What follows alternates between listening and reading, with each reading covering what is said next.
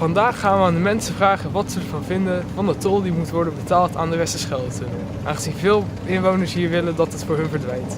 De commissaris van de Koningin snapt het niet en zegt dat de inwoners zich de hemel ervan voorstellen als de tol zou verdwijnen. Ben je voor of tegen tol voor de tunnel?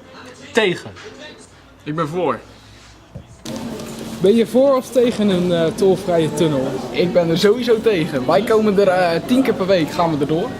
En dat is meestal, ja, het is rond een tientje per keer, dus reken maar uit.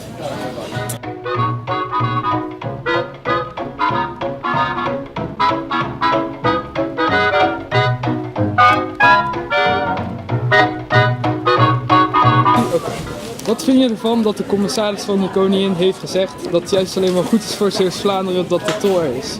Ik vind het denk ik een domme uitspraak. Want ja, ik denk dat de enige die er geld mee vangt, dat hij dat is natuurlijk. Hij kan zijn zakken vullen, maar wij merken er niks van. Ik bedoel, ik heb er nog nooit wat aan gehad of zo.